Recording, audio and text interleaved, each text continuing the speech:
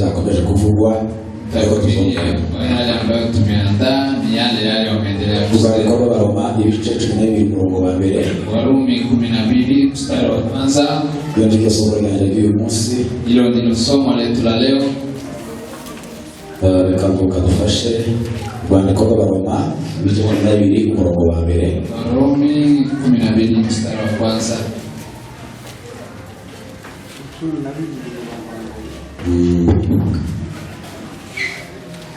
aravuze ngo nuko bene data ndabinginga kubw'imbabazi z'Imana ngo mutange Bibiliya ikintu cya mbere ngo tubanze twitange twebwe twenyine ubwacu cya kabiri ibe mutange Bibiliya yego ibe ibitambo bizima kugira ngo iyo mibiri ibanze ihinduke igitambo kizima apana igitambo bipfuye zera bishimwa n'Imana kandi ibyo bitambo bibe zera bishimwe n'Imana ariko kwikorera kwanyu kandi uko niko kwikorera kwacu gukwiye so gukomeza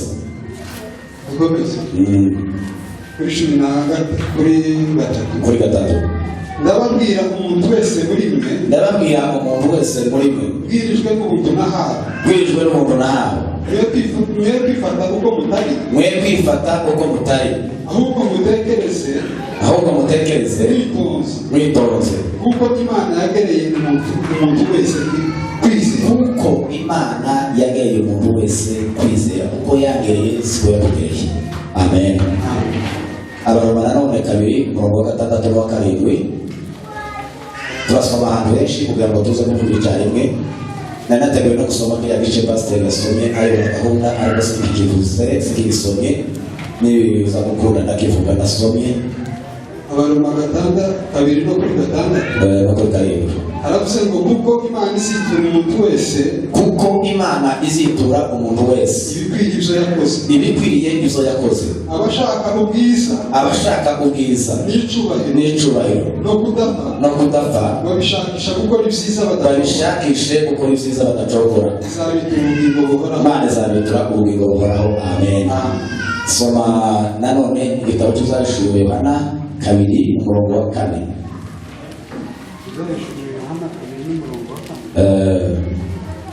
aravuze ngo ariko rero mfite icyo kugaya ariko wowe torero rya Efeso hari nanone ikintu baye kugayaho nuko waretse urukundo rwawe nuko waretse urukundo rwawe mbere komeza kuri 4 komeza aho wari uri twariko dusoma kabiri no kuri 5 nuko ibuka aho wavuye ukagwa nuko wibuke aho wavuye ukagwa wihane ukore imirimo k'iyambere kuko nutabikora nzaza aho uri igitereko kitabaza cawe ahacu rekera gutyo Abakorinto ba mbere 3:10 reka nosome neza gusoma cyane Abakorinto ba mbere 3 umurongo wa 10 haravuze ngo kuko ubuntu bw'Imana nahawe bungana nashizeho urufatiro kumwubakisha mukuru w'ubwenge kandi ubundi muntu wese abasha kubakaho ariko umuntu wese yirinda uko yubaka komeza kuko nta rundi rufatiro buhari umuntu abasha gushiraho nta rundi muntu yoshiraho keretse urwashizweho ari rwo Yesu Kristo komeza ariko umuntu niyubaka kuri urwo rufatiro nuko rero umuntu niba ugiye kubaka kuri iryo buye cyangwa kuri urwo rufatiro ariko Kristo izahabu cyangwa ifeza uzaba ugiye kuja kubakisha izahabu cyangwa ifeza cyangwa amabuye y'igiciro cyinshi cyangwa ibiti cyangwa ibyatsi cyangwa ibikenyeri umurimo w'umuntu wese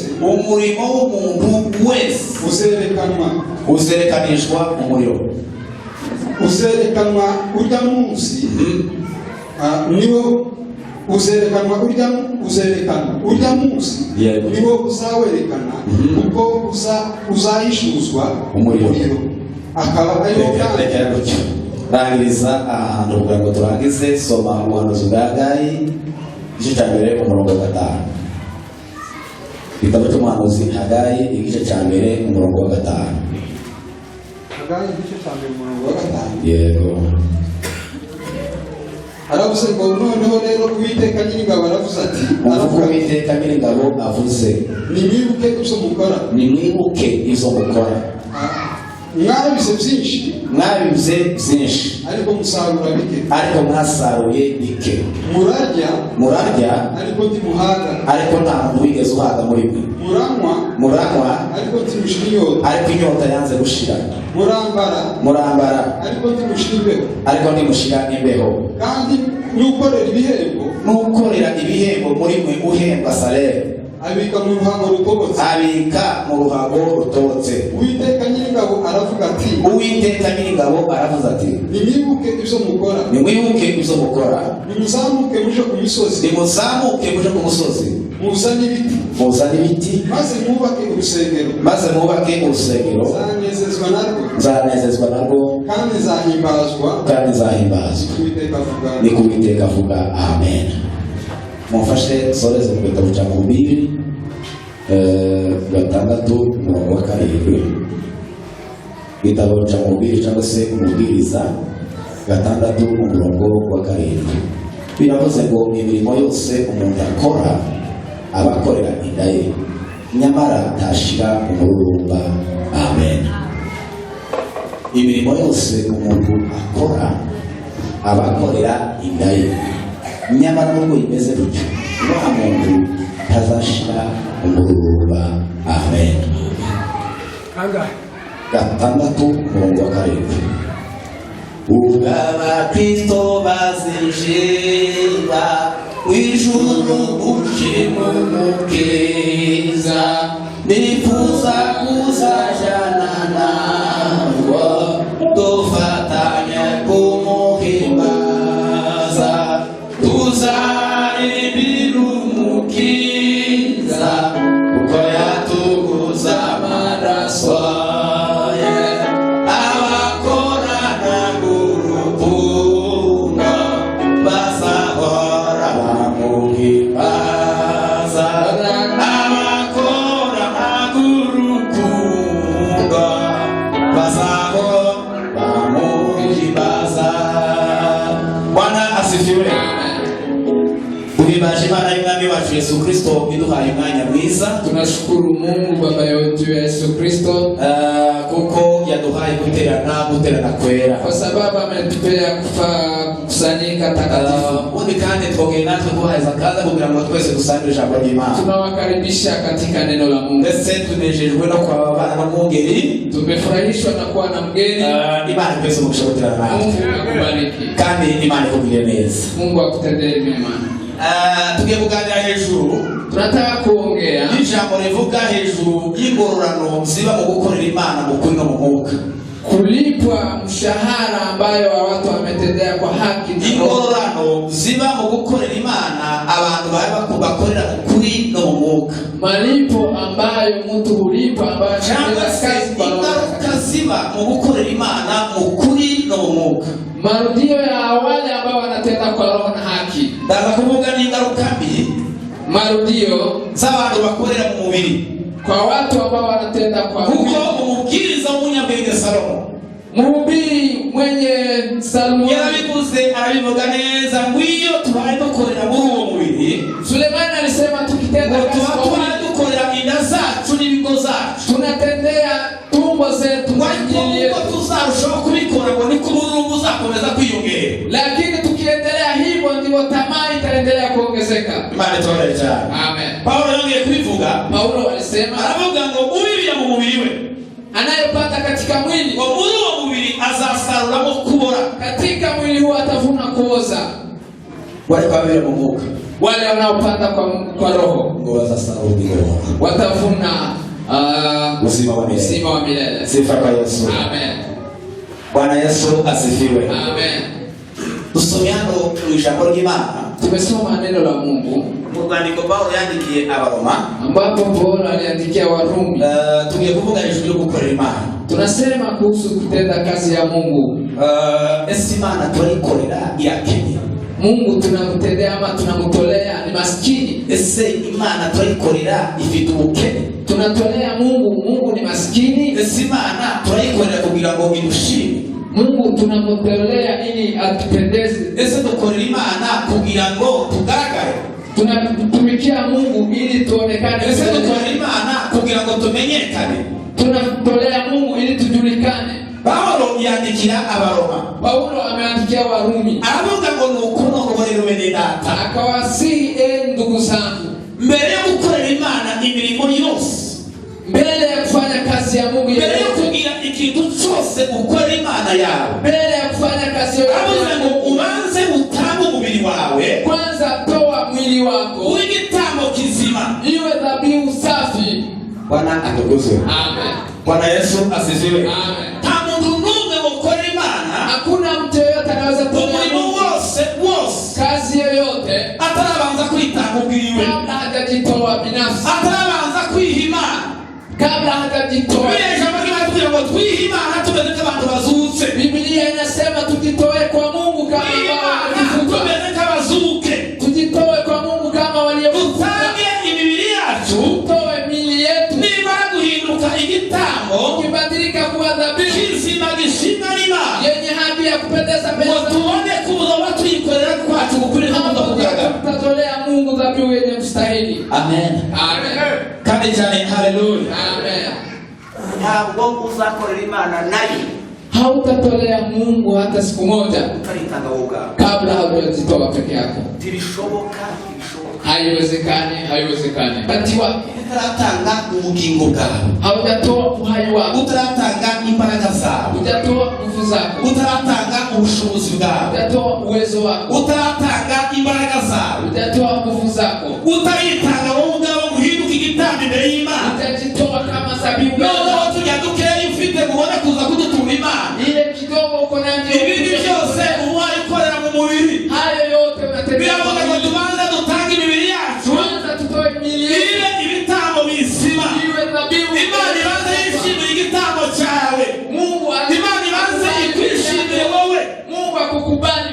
sifa kwa Yesu. Amen. Oh, Bwana Yesu asifiwe. Amen. Nitumara kwishimirwa n'Imana, Mungu akikutukuza, nitumara kwitanga twebwe twenyine mu bwacu, tukijitoa sisi wenyewe, tugahinduka igitambo kizima gishimwa n'Imana, tukiwa dhabihu yenye nubwo nzatanga amasenga abiri azemerwa imbere y'amaso y'Imana. toa shilingi 2, Mungu atakubali. Bwana Yesu atukuzwe. Amen. Icyakabiri, Neno la pili aravuga ngo duhinduke bose, akasema tugeuke, aravuga ngo duhinduke bose, tubadilike, tugize imitima mishya, tukiwa na mioyo safi. Bwana Yesu asifiwe. Amen. duhinduke bose. Tubadilike. Nta muntu wakora Imana atari yahinduka, Hakuna mtu anaweza nta muntu ukora Imana akiri iyo yaraba, akiwa mahali nta alipo. muntu ukora Imana akiri muri kamere, Hakuna mtu akiwa anaweza nta muntu n'umwe ukora Imana atari yahindukira. hakuna mtu anaweza tendea. Aravuga ngo mukomeze nimara kwitanga, Mungu akasema noneho ngo muzahindukire, na mugeuke, muzahindure direction, mugeuke, muzahindure icyerekezo, mugeuze mwelekeo, muzahindure imitekerereze, mugeuze mafikira, muzahindure imivugire, muzahindure imikorere. mugeuze matendo. Icyo gihe muri cyo bazamuke guhinduka igitambo kizima. Hapo ndio mtageuka kuwa dhabihu yenye haki na kubaliwa mbele za Mungu. Haleluya. Amen. Bwana Yesu atukuzwe. Amen. Kuko Imana yacu, Kwa kuwa Mungu wetu buri wese yagiye imugere ko agomba gukora. amempea ipasavyo. Imana yacu Mungu wetu ntabwo umuswi. si mjinga. Imana yacu Mungu wetu yagiye igerera umuntu wese, ilimpea mtu kandi ikazigerera umuntu wese ubushobozi bwe kufuatana na uwezo wake. hari ibyo yongera Kuna yale anaweza pewa, bikabona sinobasha kubishera, anaona haviwezi, bikaba ngo reka kugerera muri ubu buryo, acha nikupimie ariko ubwo buryo kugereramo kile kipimo uzabashe kubikoresha neza. tende vema. Bwana asifiwe. Amen. Bwana Yesu asifiwe. Muhinduke rwose, Tugeuke, muhinduke mu mvugo, tugeuke kwa muhinduke mu ngeso, tugeuke kwa muhinduke mu myambarire, tubadilike kwa muhinduke. tubadilike. Sifa za Yesu. Amen. Muri ibyo baririmbye bazamure, Mwimbaji wa Zaburi ameimba yishana na 37 137 bakunda kuvuga ko ushobora Ezra wayanditse. Nasema kama ni Ezra mwandishi. Yoshibo yaririmbye. Wimbo huyu aliimba. Baravuga ngo twicara ku migezi y'ibaburo. Tulikuwa tumeketi kando ya ngo tukamira kuri Siyoni. Na tunalia tukikumbuka Sayuni. Ngo ku biti byaho i Babuloni. Babiloni hiyo. Ngo twafashe inanga zacu turazimanika. Tumechukua vinanda zetu. Abanyababiloni bari baratunyaze. Mababiloni walikuwa bakadushakira indirimbo. Walikuwa wanatafuta bakatubwira ngo turirimbe ku ndirimbo z'Isiyoni. Wakituomba tuwaimbie wimbo. Ariko nako twabwiye ngo se uzashoboka gute? Lakini tukawaambia haiwezekani. Indirimbo y'Uwiteka mu mahanga. Nyimbo za sifa tukiwa kwenye mataifa. Bwana Yesu atukuzwe. Haleluya. Bwana Yesu atukuzwe. Ikibazo itwara rifite muri kino gihe. Shida kanisa iko na abantu baririmbira mu mahanga. Ni watu ambao wanaimba n'abantu bigishiriza mu mahanga. Wanahubiri n'abantu batangiza cumi mu mahanga. Wanatoa sadaka n'abantu barasenga ariko batuye i Babuloni. Wanaomba bado ariko muze mureke tuve i Babuloni. Tutoke kwanza. Imana idufasha tugahindukira. Mungu tugahindura imitekerereze. Tugahindura imyumvire. Yani ambayo tutaweza tukiwa tumegeuka. Sifa kwa Yesu. Amen. Bwana Yesu atukuzwe. Amen.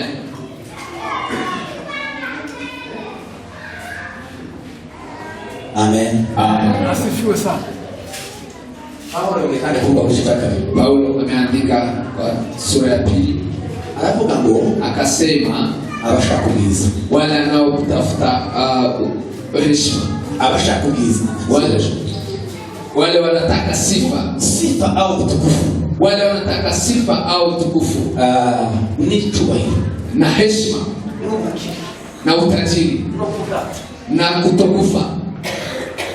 Abashaka ubwiza. Wale wanatafuta heshima. Abashaka icyubahiro. Heshima na utukufu. Abashaka ubukire. Wale wanatafuta utajiri. Abashaka kudapfa. Wale wanatafuta kutokufa. Wabishakishe gukora neza badacogo. Watafute kutenda mema bila kuomba. Mungu atawatawatia uhai wa milele. Bwana Yesu asifiwe. Amen. Bwana Yesu asifiwe. Amen. Ubwiza. Heshima. Ubwiza buba mu cyo bitatu. Heshima. Utukufu. Kuna aina mbili ya utukufu. Aina tatu ya utukufu. Kuna aina tatu ya utukufu. Kuna harubwiza. Kuna utukufu ya mwili. Ubwiza. Utukufu wa mwili. Abashaka ubwiza. Wale ambao wanatafuta utukufu. Abantu bari gushaka ubwiza. Watu wanatafuta utukufu kandi bakawushaka bavuye. Wanatafuta na nguvu zote. Bakawushaka batanze ubutunzi. Wanatafuta wakitoa utajiri. Bakawushaka batanze ibintu bitabarika. Wanatafuta wanatoa mali zao. Ubu hari ahantu basigaye bagenda bafite inganda zihari. Siku hizi kuna mahali watu wanaenda. Abantu bagenda umuntu niba bari muri mu maso bakakuhinduka bamutoye. Wanaenda kwenye viwanda ukiwa bafite isura nini bakarihirwa reka n'isura itoye. Wanabadilisha sura. Ni ukuvuga ngo izo inganda zihari n'iterambere rihari. Hapo ni kwenye viwanda. Niba nari umukara akampindura kabizobe. Ikiwa mweusi niba nari inzobe nshaka umukara ibyo biri mu gukunda. Rangi yoyote ni kitaka. Ibyo ushaka zose no guhindura ubwiza physically. Yale unataka kuwa na ushobora kubigeraho. Unaweza lipata. Alikuwa aliweza itwana gusa. Lakini kuna mahali tunakataa. Hari ubwiza bundi bwa kabiri. Kuna utukufu wa pili. N'ubwiza bw'imyitwarire. Kuna utukufu wa mwenendo. Umuntu akagira ngo reka shakisha ubwiza mu myitwarire. Anatafuta utukufu kwa mwenendo. Shakisha ubwiza mu ngeso. Anatafuta utukufu kwa ubwiza mu myifatire. Kwa mwenendo. Shaka ubwiza mu mvugo zanje. Kwa msemo. Shaka ubwiza mu zo nkora. Anatafuta utukufu. Umuntu agashaka ubwo bwiza bw'imyifatire. Anajaribu akagerageza kwivungenga. Anajaribu akagerageza kuvuga n'akantu gatoya. Akagerageza kwitwararika. Anaenda pole pole. Ubwo sibwo bwiza biri tubwira. Hiyo sio utukufu ambao Biblia inasema. Sifa kwa Yesu. Amen. Oh, Bwana Yesu atukuzwe.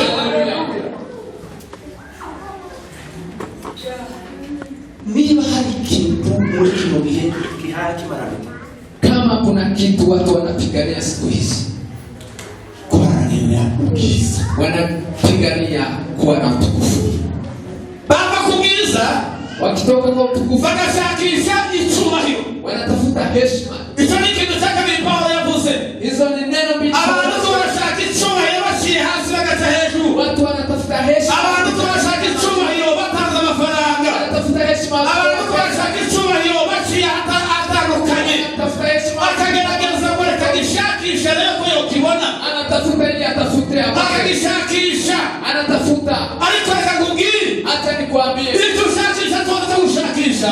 Kile ambacho unatafuta Kiza kigenda kiyoyoka. kinaishi haraka. Ariko icyo uhawe n'Imana. Kile ambacho umepewa na Mungu. Bwana atukuzwe. Amen. Bwana Yesu asifiwe. Amen. Ariko abagabo bari muri Bibiliya nibavuga gusa bo Kuna wanaume ambao wanasema katika Biblia bashatse icyubahiro ku ngufu. ambao wametafuta heshima kingufu.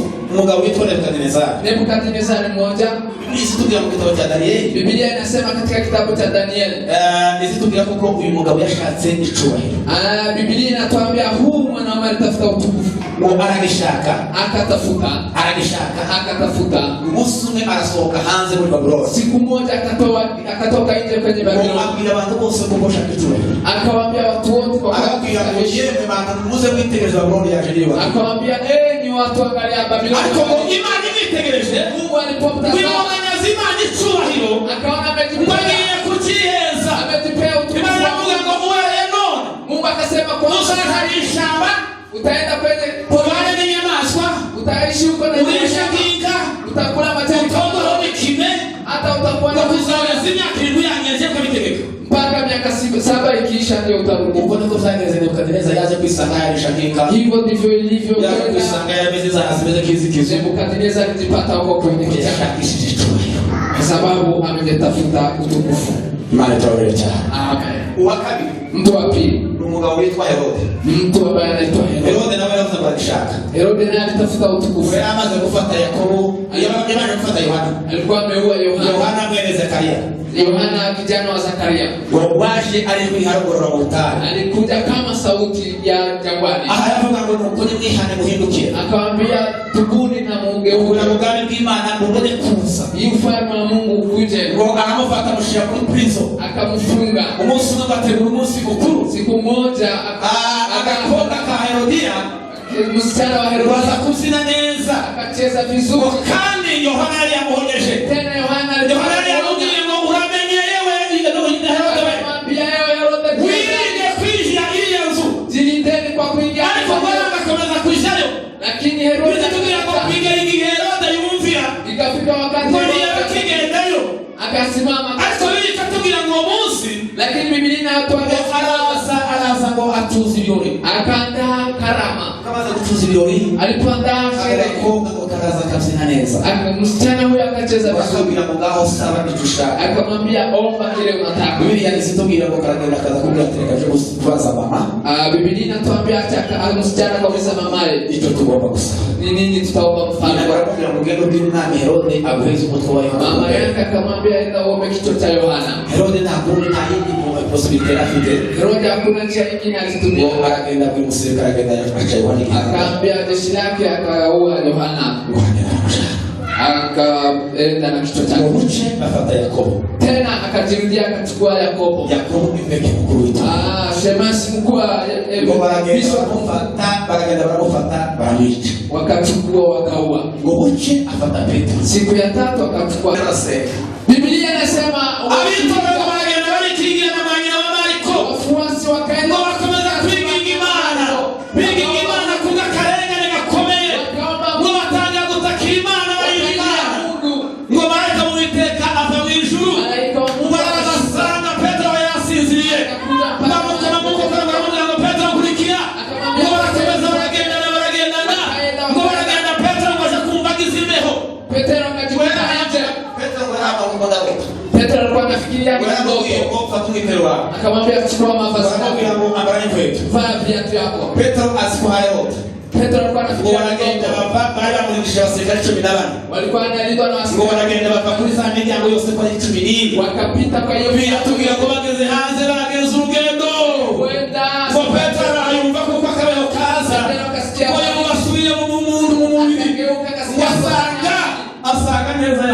akajikuta kandi mu malaika aramureka na malaika akamwachia huko. baragenda neza sanga base Akaenda akapata wengine ukoka wao. batanga sose Alipotoka nje wanavuga mbonye Petro akasema nimemwona Petero. ariko bari kwasingwa rwabo zitodoshoka Wale walikuwa wanaomba wakasema je, Petro akakana kagaruka Petero anaweza rudi? muzakinginga Imana Muwe mkiomba Mungu. nubone kibazo kirabaye uzutakira Imana Mkiomba kukitipata. tugira Imana igira neza Kuimba tugira Imana izikora imirimo n'ibitangaza tugira Imana izibohora abafunzwe tugira Imana izivuga igakora niyo Mana twiringiye ntabwo twiringiye ibigirwamana bene data Imana twiringiye izikura abantu muri gereza Mungu tunaamini anatoa watu kwenye jela. oh haleluya Imana izikura abantu muri prison Ni Mungu anatoa watu kwenye jela idakoresheje imbaraga bila kufanya na nguvu yoyote. sifa kwa Yesu Haleluya. oh tunataka tugiriza haleluya Inua mikono haleluya. Mungu Biblia inatuambia umugabo n'umwami kuna mfalme mmoja yari afite umugaragu wiwe alikuwa anafanya kazi. guwa umugaragu we akaguma kumubwira ngo databusha Mfalme kama wewe mfanya kazi akimsihi Imana yacu Imana iganeza Mungu ni Mungu anatenda mema. bakamubwira ngo umunsi Imana yacu Imana iganeza Kila siku anamwambia Mungu ni Mungu anatenda mema. ngo buti umunsi umwe basha kwishana Siku moja wakaenda huko porini. ngo bagenda kubashana n'umugaragu wiwe Wakaenda nao mfanyakazi wake. ngo bashitse mwishamba Walipofika huko iyo bagiye mwishamba kwenye pori ngo baza kubabwira n'intambara zikomeye walipatwa na shida. wa mwami ngo baza kumushaka urutoki umwe Mfalme akakatwa kidole. ngo bamaze gutaha Walipofika nyumbani ngo barazabwira umugaragu wiwe akamwambia ngo warambwiye ngo Imana yacu igira neza niambia Mungu warambwiye ngo Imana yawe ni Imana igira neza Mungu wako none anatenda yo kaba yari Imana igira neza ikiwa anatenda none mema. ko twagiye bakaca urutoki rwawe Bwana tumeenda nikakatwa kidole. Kesho asubuhi tegea jela. umugabo wo karagirira bafuta kwejeje Mwanaume akawekwa kwenye jela. abaye muri prison Akaishi kwenye jela. umugaragu w'abana Mfanyakazi wa mfalme bamara kuza muri prison alipokaa huko kwenye jela, wabuce wa mwami yongera kandi kuza mwishamba guhiga siku nyingine mfalme akaenda huko kwenye wagezayo ahura n'abantu nabo bagiye mwishamba tena, alipatana na watu wengine huko bashaka igitabo wakitafuta dhabihu. ngo kandi icyo gitabo cyabo Dhabihu hiyo ngo cyagomba kuba umuntu udafite inenge niba utamunyaye na hamwe ilikuwa ni mtu mwenye hana nenge kuva hana sio koma urabana mtu hana lawama, mtu ambaye hana lawama, mtu ambaye hana kasoro ama lawama. Bwana Yesu asifiwe. Amen. Ngo baragenda bashitse Walipofika bafata kwa muhindo igitabo wakamshika ili kutegereza kutokiziwe ngo basanga afite igitabo kutokiziwe. Walipoangalia vidole zake wakapata kuna kidole moja haiko. Wakamwambia wewe nenda. Yesu ametuwa. Amen. Imana yako Imana igira neza. Mungu anatenda mema. Kwa bali mbele imuhira Aliporudi nyumbani kwambia rafiki kuna mihoro yapingi wakamwambia nenda mlete mfungwa. Baraza abiro wa mugaragu wiwe. Akaja akamwambia mfanyakazi wake. Akamwambia namenye neza kuko natumiyamo zose. Nimejua kuko Imana yacu igira neza. Kwa Mungu wewe anatenda. Imana yacu igira neza. Mungu anatenda mema. Kwa mugaragu aramubwira ngo mfanyakazi akamwambia wabwira ngo none se ko nadutaye muri prison. Bwana nimekuweka kwenye jela. Ngo wari kutekereza kuko Imana igira neza muri prison. Ulikuwa unafikiria Mungu anaweza tenda mema kwa kwenye jela. Aramubwira ngo Imana igira neza ndani muri prison. Mungu akamwambia kuko iyo utata muri prison nishobora kugenda ku escortinze mimi ningeenda kandi jewe tanenge nari mfite urutoki mimi sikuwa na umunsi barahindutse igitambo ngapfa siku hiyo ningekufa. none Imana yagize neza Mungu amefanya vizuri. ucika urutoki none wabayeho Kata kidole naje Imana yagize neza nishyira prison vizuri nikaingia none dore nanjye sinabaye igitabo na mimi sikuwa dhabihu. Imana yakigira neza. Mungu anatenda mema. Sifa kwa Yesu. Haleluya. Imana ikora rwose Imana igira neza. Yale Mungu anatenda ni Mungu mwenye mema. Bwana Yesu asifiwe. Amen. Abashaka ubwiza Wale wanatafuta ngo barashaka icyubahiro ko tuzo tukihashakisha. wale wanataka heshima. Herode wamaze kumva ko Petro yagiye Aliposikia wagenda hamagaza inama ikomeye akafanya meeting. watangira gutanga meeting. Akafanya meeting. Wakati alipokuwa kiongea Igihe alikuvuka watu wote wakaanza kushangilia abantu bakoma mu mashi na wakaanza kusema eti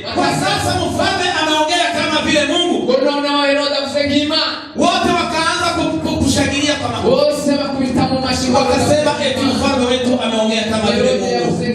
Naye Herode akajihisi kuwa kama vile ni Mungu. Lakini pale alipokuwa Biblia inasema akafa hapo. Akaoza hapo. Wakapeleka mizoga huko. Sababu Mungu ni mwenye utukufu. Oh, haleluya. Mungu ni mwenye utukufu. Ni lazima Mungu aheshimiwe. Ni lazima Mungu apewe heshima zake. Ni lazima Mungu tuweze kumheshimu. Ni lazima tuweze kushushwa na utukufu wa Mungu uweze kuwekwa juu. Sifa kwa Yesu. Amen. Oh, Bwana Yesu asifiwe. Amen. Lakini wakati wote utazani kama wewe ni mwenye heshima. Utazani kuwa wewe ni mwenye utukufu. Na jina la Mungu liweze kurudi nyuma. Ujihadhari sana. Jihadhari sana. Jihadhari sana. Mujihadhari sana. Ikintu cha gatatu. Neno la tatu. Abantu babiruka. Watu wanafuata utajiri. Utajiri watu wanatafuta kwa njia nzuri. Wakikosa wanaingia kwa njia mbaya. Utajiri. Kama kuna kitu inaua. Kama kuna kitu inaua kiroho, ni kutafuta utajiri kwa njia isiyo. Oh, haleluya. Haleluya. Oh, sifa kwa Yesu. Haleluya. Imana yaravuze ngo kera twebwe duhinduye baki. Mungu ametutajirisha ametufanya matajiri na wafalme. Imana yatuhindura bana. Mungu ametufanya wafalme. Ikatufanya ikatufanya makuhani. Yesu anavuga ngo nibaze gushaka ubwami bw'Imana. Yesu akasema tafuteni naho amafaranga azadukurikira. Pesa itakuja nyuma. Ibintu byose bizadukurikira. Amamodoka azadukurikira. Amazaza nyuma. Ariko mwana bakadushaka ibigomba gushakwa. Tubanza dushaka ubwami bw'Imana no gukiranuka kwabwo. Ibintu byose bizaza. Hayo wengine kitakuja. Bwana Yesu asifiwe. Amen. Oh, Bwana Yesu asifiwe. Amen. Kandi bizaza bizakubera. Wakati itakuja itakufaa. Reka kuza kubishaka muzindi zira za kichorochoro. Acha kutafuta. Reka kubishakisha ubwenge bwawe. Acha kutafuta. Reka kubishakisha uzobishaka bigusige. Utatafuta na itakuacha. Salomoni mwenyewe. Suleiman alisema mwenyewe asingira ivyisi. Ili ni kumanga gushaka ubukire bw'isi. Tafuta utajiri. Wako zose singigaza bishikiri. Hata yote zose naje gusanga bari ubatiri mutuku. Yote nilipata ikiwa ni ubatili. Oh, haleluya. Amen. Bwana Yesu asifiwe. Amen. Imani sibuko tugomba kwambara. Mungu anajua mahitaji yetu. Imani sibuko tugomba kurya, kuvaa na kula. Mungu anajua tunahitaji manyumba ya kuishi. Mungu anajua tunahitaji kuwa na magari. Mungu anajua mwanzo na mwisho. Kitu moja, uhagarara neza, simama vizuri, hagarara neza, simama kidete. Bizaza itakuja ikikutafuta. Sababu ukitafuta sana, ariko nushaka cyashize mumete, ukikimbia sana kupita wiruka cyane ushakisha hirya no hino. Tafuta Mungu kwanza. Gerageza ushaka ubwami bw'Imana. Tafuta ufalme wa Mungu kwanza. Shaka ubwami bw'Imana. Pesa zitakufuata, faranga zizagukurikira. Haleluya. Heshima itakufuata, chuma kizagukurikira, utukufu utakufuata, ubwiza uzagukurikira. Tafuta Mungu kwanza. Shaka imani ya tafuta Mungu kwanza. Shaka imani ya mambo mengine yote yatatufuata. Sababu ni ahadi ya Mungu. Na Mungu hawezi kuzizuia. Mungu ni mwenye nguvu. Imani ni mwenye baraka. Mwenye babazi. Mungu anaapa kitu moja. Mungu aliapa kwa kitu moja. Utakatifu wake. Utakatifu wake. Kile nilichosema nitatimiza. Haleluya!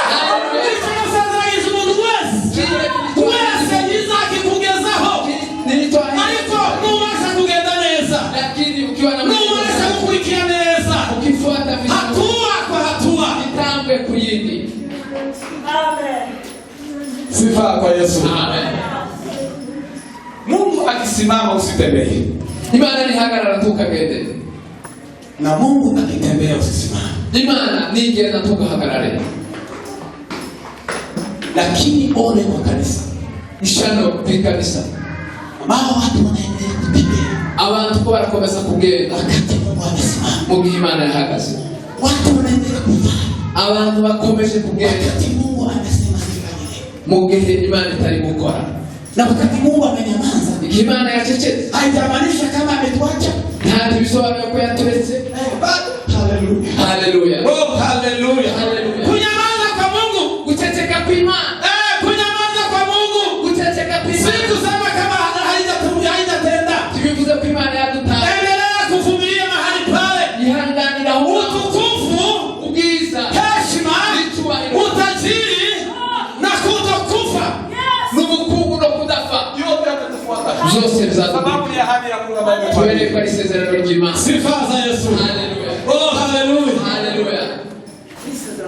Kama kafe. Biblia imesema kuliko kutoke herufi moja Sisi ni kuzokurwa. mbingu na nchi vinaweza ondolewa. Kugira ngo bukire burakurira. Acha nikwambie utajiri na kungoja. Kuba hiroki yagutegeye. Heshima na kungoja. Ubwiza uragutegeye. Uzuri na kungoja. Kudafa uragutegeye. Kutokufa na kungoja. Ariko ubasha kubagarana neza. Ukisimama kidete. Sifa kwa Yesu. Amen. Sifa kwa Yesu. Haleluya. Sifa za Yesu. Amen.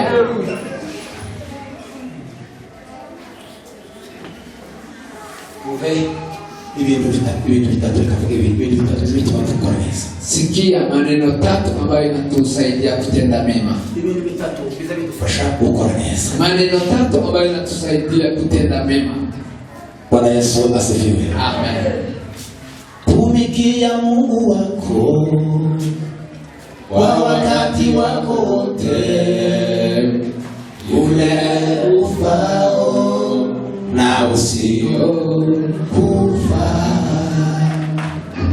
Bwana Yesu asifiwe. Asifiwe milele. Bwana Yesu asifiwe. Amen.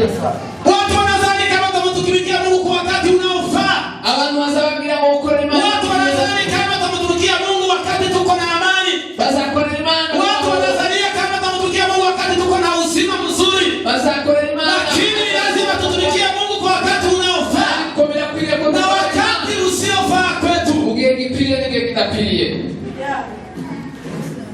Sifa kwa Yesu. Haleluya. Bwana Yesu asifiwe. Amen. Ewe uzinde gukorera Imana gusa mu gihe gikwiriye wowe. Yadhari kufanya kazi ya Ariko kazi ya gukorera Imana mu gihe wayibona bidakwiriye. hata na wakati Igihe wari kubona bikomeye. wakati unapatwa na shida, Igihe wari wayibona bikomeye. kiona ni vigumu sana, Nta gazi hari. hakuna gazi, Renti ntawe utegereje. renti hakuna, Kandi kuri pesa. hakuna pesa kwa Ariko uzavuga ngo nubwo bimeze gutyo. useme hata ikiwa hivyo Baba bitagutumikia. maana za gukora Sababu umeniita. kuko wapa magari. Sifa kwa Yesu. Haleluya. Oh, Bwana Yesu asifiwe. Amen. Nitakutumikia Za gukorera sababu umeniita. kubera ko wapa magari. Yesu ahimbazwe. Amen. Yesu nahabwa icyubahiro. Haleluya. Naribuze kuko hari ibintu bitatu Nimesema kuna maneno tatu biza bidufasha gukorera Imana. ambayo inatusaidia kufanya kutenda kazi ya Mungu. Ubwenge bwawe ntibwogufasha gukorera Imana. Akili yako haiwezi kusaidia kufanya kazi ya Mungu. Imbaraga zawe ntizogufasha gukorera Imana. Nguvu yako haiwezi kusaidia kufanya kazi ya Mungu. Ikintu cya mbere kizadufasha gukorera Neno la kwanza ambalo linaweza kutusaidia kuyoborwa n'umwuka wawe. ni kukubali kuongozwa na Roho Mtakatifu, Kuko umwuka wawe unasumenye ibyo Imana ishaka. kwa sababu Roho Mtakatifu ndiye Umwana w'umuntu ntazamenye ibyo Imana ishaka. binadamu ajue mapenzi ya Umwana Mungu. w'umuntu ntazamenye ibyo umubiri ukeneye. Binadamu anajua Umuntu akamenya ibyo abana bakeneye. mwili najua Umuntu akamenya ibyo urugo rukenewe. kwa familia Ariko ubushake bw'Imana no gukorera Imana lakini mapenzi ya tuzatuyoborwamo n'umwuka wera. Roho Mtakatifu. Kuko umwuka niwo utuyobora gukora neza. Roho Mtakatifu. Ntabwo umwuka wari wakosha. Roho Mtakatifu hawezi kukosea. Amen. Amen. Bwana Yesu asifiwe. Amen. Umwuka niwo usumenya ngo Imana ishaka. Roho wa Mungu ndiye anajua mapenzi ya Mungu. Usumenya ngo kino gihe tugomba gukora iki. Roho wa Mungu ndiye anajua nyakati hizi ndizo tunastahili kufanya kazi hii.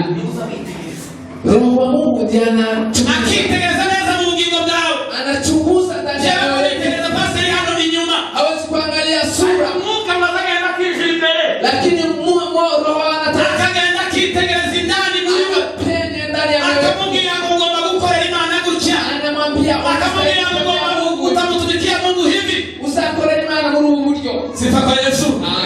Mungu alimusumenya, Roho ndiye anajua ukana ukwiriye maskini. Mungu alimusumenya ibyo tugomba gukora. Roho ndiye anajua Kama ni pesa zacu ziduhesha kumenya ibyo dukora. si nguvu zetu zinatujulisha yale yanatupasa.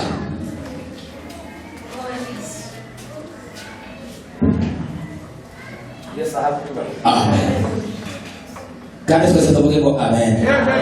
Umwuka Roho ni uzutumenya neza. Ndiye anatutambua vizuri, Akakwitegereza neza. anakutazama vizuri, Akavuga ngo umuhayikora. anakuambia hata unatenda lakini kuna hii. Umuhayikora Imana. Hata kama unatenda kazi ya Mungu ugononwa, lakini kuna jambo fulani urashaka gukora ugambana. bado una masengenyo, Urashaka gukora uhaye ufite ishari. bado una wivu, Urashaka gukora nta rukundo ufite. bado hauna upendo. Bazukuremo utwo tuntu, Toa kwanza bashobora gukorera Imana neza mu migo yawe. kazi vile inastahili. Haleluya. Iyo twadukora tuyobora n'umwuka, Tukitenda kazi nico imirimo yacu izayishimirwa n'Imana. ndio kazi zetu zinafurahiwa na Mungu. Sifa kwa Yesu. Amen. Umunsi arasiria abanyagaza koga muri Samaria. Siku moja Wasiria walichukua mateka msichana kwa Samaria. Avuga ko batazakenda muri Mungu wa Imana. Msichana huyo anafananishwa na Roho Mtakatifu. Wakako kutegereza nami. Alijaribu kutazama na kuangalia nama. Umwuka alimukwitegereza itore. Roho anaangalia kanisa. Alimukwitegereza uko twari. Roho anatutazama. Umwuka ni usumenya ngo twadutarama mu kuri. Roho ndiye anajua tuke Yesu anakuko itoro natuye rivuye ku mutima. Roho ndiye anajua sadaka Mungu mbaya. aliusumenya kuko narenganishe. Roho ndiye anajua kama sijatoa sadaka. Kamera y'umubiri, Nafsi sizivuga ngo nabonye 2,000. inaniambia kwa sababu nimeweka Reka ntange ijana rimwe irindi zama nitanga kuko ibishumwe. toa 1,000 ingine. Uwo ni umubiri. Hiyo ni mwili. Ariko Mungu ukakubwira ngo Lakini Roho nubwo anakuambia utabikoze, hata kama utatenda, nubwo utabikoze sironi we, hata kama utatoa, haba nubwo utabikoze hata kama utatoa hiyo mia, Urarenganye. umekula. Umwuka. Roho. Umuntu udafite umwuka. Mtu ambaye hana Roho Mtakatifu Kureka bicacu biro ushiriko kuko kula fungo la kumi ni rahisi kwake. ariko abantu bose buzi umwuka wera w'Imana. Lakini wale ambao wamejazwa na Umwuka ntaza nemera. Roho hawakubali. Umwuka ntaza nemera. Roho hakubali. Umwuka ntaza nemera. Roho hawakubali. Gukorera Imana mu rukundo n'umwuka. Tenda kazi ya haki na kweli. Umwuka ntaza nemera. Roho hakubali. Bwana atukuzwe. Amen. Bwana Yesu asifiwe. Amen. Roho hakubali. Namani wari mu gukoni. Naamani alikuwa mtu shujaa. Yaragiye ibintu bitandatu yoshora abandi bantu bose. Alikuwa na Bizi tugira ngo yayitwari. alikuwa shujaa, Wera mutoni. alikuwa mwenye dhamani, Yari umunyacyubahiro. alikuwa mwenye heshima, Yageze atabara agatabaruka. alikuwa kwa vita. yarazi gukora ibintu byose neza, Alikuwa akitenda ibintu byose bakabikora neza, kila kitu alikuwa ariko Umwuka akakitegereza, Umwuka akamwitegereza akinjira imbere, Umwuka akavuga ngo nubwo wabikora ibyo, ariko hari akantu kabura we, niba wari uhinduriye Namani we, niba wari uhinduriye ngo uhindure, nubwo ibyo wabikora bine guhabwa agaciro. ungegeuza, Ndagira ngo duhindure ibyo dukora bihabwa agaciro. tugeuze yale ambayo Sifa kwa Yesu. Ndagira ngo duhindure. tugeuze, tugeuze.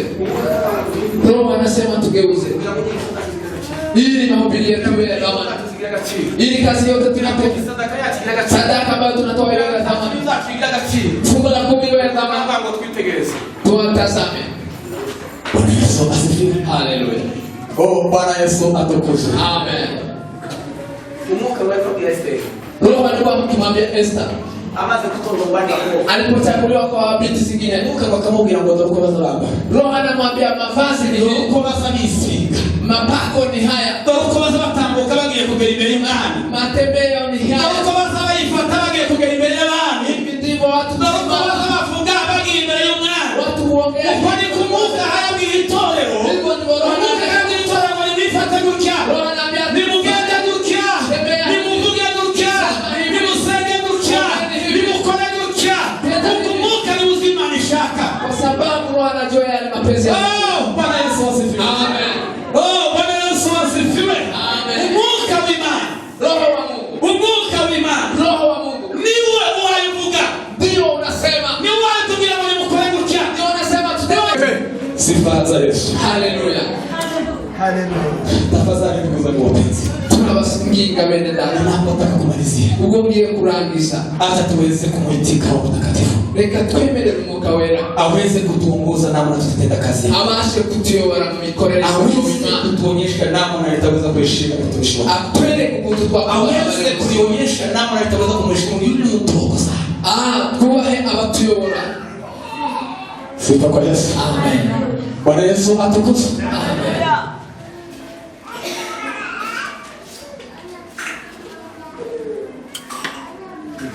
Roho wa Mungu Mwuka w'Imana anatufunulia habari za maneno azaduhishurira yatakayotokea kwa mwisho wa dahari. azaduhishurira akatwereka ibizaza. Sifa za Yesu. Amen. Bwana Yesu atukuzwe. Amen. buriya mwabona iriya ntambara ya Sina na Ukraine. Vile mnaona vita ya Russia na Ukraine, ukisoma katika kitabu cha Daniel, Ukasoma ni kitabu cha Yohana, ukisoma katika Ufunuo wa Yohana, bizakwereka neza ahisi halika, kitakuonyesha mwelekeo wa ulimwengu, bizakwereka neza kuko dusigaranye igihe gito, kitakuonyesha bizakwereka neza ko dusigaranye igihe kigufi. tunao muda kitambo. Niba ukiambia ngo tutafita maendeleo mengi, Kama ukifikiria uko na maendeleo, Niba ukiambia ngo ndatakia cyane ulikufikiria utajiri sana, ukifikiria yewe shaka gukora Imana tafuta kandi umwanya wawe muwe, wakati wako ni huu. Sifa kwa Yesu. Haleluya. Amaze Paulo ngo bashaka ubwiza Wale wanatafuta n'icyubahiro no kudapfa na kutokufa n'ubukire na utajiri, ngo babishakishe gukora neza badacogora. watafute kutenda Imana bila kukoma.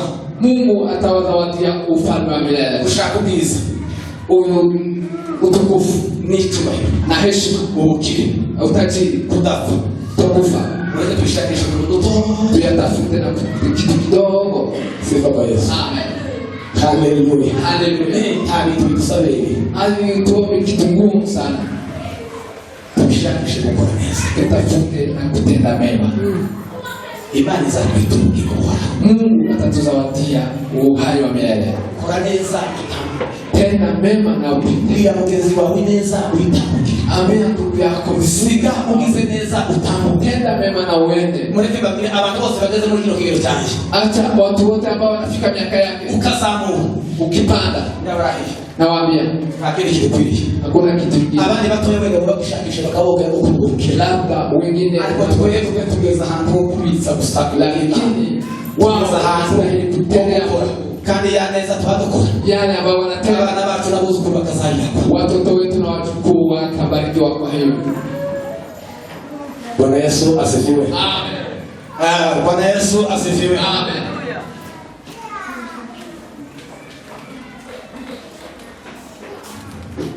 Paulo yandika Korinto, Paulo akawaandikia Wakorinto, aravuga ngo nashize urufatiro akawaambia kuna msingi umewekwa, ngo kumubakisha mukuru, nimeweka msingi kama fundi stadi ngo ubwenge wa wenye busara, umuntu wese muri twe kila mmoja wetu muyirinde kugiye kubaka, ajitahadhari kwa kujenga kwa msingi. abona ngo abubatsi babibaraje, Kuna wafundi wamekuja wawili, umwe baraza abona bazanye izahabu, mmoja akakuja na dhahabu, arongera ashiraho ibuye ry'agaciro, akaweka jiwe la thamani, arongera ashiraho ifeza, akaweka fedha, ngo abona uwundi mwubatsi n'abaraje, akaona fundi ngo mwingine araza ashinga igiti, akajenga mti, ngo azana ivyatsi, akaleta majani ngo azana ibikenyeri, na miti pia, ngo maze mbona umuntu araje, akaona mtu mwingine ngo aje kugera ya mirimo abantu bose bahari bakora, apime ngo kandi icyari kukigera iyo mirimo bari kubakora, na ngo yakigeresheje umuriro, kipimo ilikuwa ni moto. ngo umuriro umaze guca muri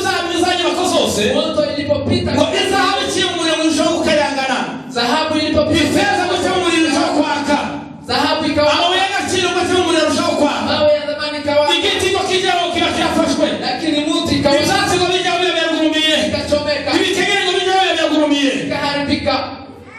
zangu njia zao. bavandimwe mwirinde Gerageza urebe ko wawe. jindahana kwa kujenga. Yesu ndaza tutabimutuzisha. Yesu haombi kitu vitu. Anaenda Yesu ndaza kurenganya. Yesu hataomba ile hauna. wasarenganya habe Mungu. Yesu hatakuomba kitu yenye hauna. Kuko gahunda zayo macho ya Bwana yaona toka. Amaso y'Uwiteka abona hose. Sifa za Yesu. Amen. Macho ya Bwana yaona ni kuwa huko ushago mbali. Amaso y'Uwiteka abona uri kure. Macho ya Mungu yanajua kama nimeweza kupata fedha 5,000. Amaso y'Imana lakini nikaweza kutoa 450. Kamenya ko ngomba gutanga. Macho ya Bwana yanajua kama nimebakisha ile 50 kwa mfuko. Imani kamenya inasigaje. Umejenga kwenye miti. Ubatse kuhikenyeri. Umejenga kwenye majani. Ubatse kuhikenyeri. Na moto wa Bwana unakuja. Umuriro w'Imana uraje. Na yale mambo yote yatakuwa. Ibyo wakoze byose. Sasa kitangaza abantu batu ineza cyane. Takuwa maajabu na wale ambao watumiwa gatangiza cyangwa kikoko. Watu ambao bose ngo bakavuga ngo haugajenga vizuri. Aliko bakaza kubwira kibigeze kubaka neza. Hawajajenga vizuri. Amen. Amen. Hallelujah. Amen. Hayo magambo ndani sukuko abantu benshi ndanize. Watu wengi maneno hayo hawafurahi. Watu wakisikia maneno mengine wanafurahi. Abanyamuka lakini wenye roho ukomeze Mungu yake. Endelea kufunuliwa. Sifa za Yesu. Amen. Oh, hallelujah. Amen. Hallelujah. Amen. Tugerageze kushoboye kose. Kujaribu liwezekana. Umuhanuzi Hagai avuze ijambo rikomeye. Hagai ametuambia. Aravuze ngo mvemene data. Ndugu zangu. Ubwo ngabari yahungutse bageze mu gihugu cyabo cya Yerusalemu. Walipotoka utumwani. Imana ibagiriye neza muri Yerusalemu. Mungu akawatendea. Imana ngo yari yasuye ngo ibaheze ku mugongo wabo. Mungu alikuwa ameona. Bamaze kwinjira mu gihugu. Walipofika biratubwira ngo bararya. Wakakula. Ngo baradamarara. Wakafanya barubaka. Wakajenga. Ngo babona imirimo bakora imishahara. Wakafanya kazi. Uwiteka abwira Hagai. Mungu akamwambia Hagai. Ngo Hagai we. Hagai. Ngo genda ubwire Israeli. Enda uniambie taifa. Genda ubwire ubwoko bwanjye. Ambia taifa langu. Ubabwire ngo. Waambie. Ko bararya. Wanakula. Ariko bazakomeza basonze. Lakini njaa bado. Ko baranywa. Watakunywa. Ariko inyota izakomeza kwiyongera. Hawataridhika. Ko barambara. Wanafaa. Ariko irani izakomeza kwiyongera bakomeza. Bazakomeza kugira imbeho. Bado baridi tawa. Hata wale wanapokea mishahara watakuwa wanaweka kwenye mifuko imetoboka. Mbona unaweza kubwira? Leo acha nikwambie. Bwana Yesu asifiwe. Amen. Bwana Yesu atukuzwe. Amen. Arabana mumviki Imana ivuze. Sikia kile Mungu anasema. Hagai ndiga natinya abayobozi. Hagai hapo. Hagai ndiga natinya Abisirayeli bose. Hagai hapo. Mana yamugiye muri muhindukire bene data. Akamwambia geuke. Muzamuke muhindukire. Muzamuke mujye gutema ibiti. Mgeuke na mwende mwubake inzu y'Imana. Muzongere kandi bavumerere. Muzongere kandi mvugane namwe. Muzongere kandi bagenderere. Ndio ni watembelee. Kuna ibintu byose n'urusaku muhanuzi Biblia. Hayo yote ni ubatili. Bwana atukuzwe. Amen. Bwana Yesu asifiwe. Ndugu zangu acha tugeuke. Acha tugeuke. Kongere kandi tuze tuzane ibiti. Na tulete miti. Tuze tubake inzu y'Imana. Tuanze tujenge nyumba. Imana izanezerwa. Mungu atafurahia. Imana izatuvemera. Mungu atatukubali. Imana izatubwira neza. Mungu atatutendea. Tuzakomeza kwirenga. Lakini tukiendelea kuiba bila tutaramana tuza muri niba turi mu gitondo. Ibitondo zose turi kuwa mbere tugeze kuwa gatandatu. Kwanza mande tuze kuwa gatanu minga mu gitondo ku ngoro barimo kumuna mu gitondo n'ingoro. Siku tukikuja mbele za Mungu. Lakini Mungu atasema hiyo ni vifuto. Alikuwa sababu ngo irugono usafi mbele yangu. Tuwe ni makelele mbele. Kwa hiyo Amos akanga kumva ni usafi. Ndivyo aliambiwa kusikia nyimbo zenu. Yavuze ngo sishaka indirimbo zangu. Sitaki kusikia mahubiri yangu. Sishaka kumva. Sitaki kusikia dhabihu zenu. Sishaka kumva ibitambo. Umechacha pase. Sikia. Umechacha abayobozi twari dufite abayobozi. Sikiza zabo za wachungaji. Wachungaji wanasema acha tuchukue hii. Wakileta kondoo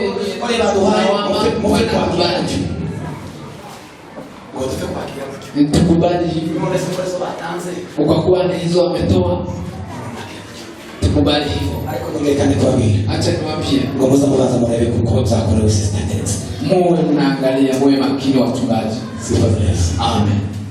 Bwana Yesu atukuzwe. Hallelujah. Ngo batanze bagaza bahasa Wa kuhani bakavuga ngo twamaze gusuzuma neza tumechagua vizuri, igitambo twagisuzumye neza, tumeangalia hili tusabize ni sadaka ya mwene data, tumepata sadaka hii ile ndio mbele ya Masihi inastahili mbele za Mungu. ukavuga kwa maana Anasema Mungu ile na runaka neza bariki fulani kandi umuhabazi zake nao mubariki, shukuru.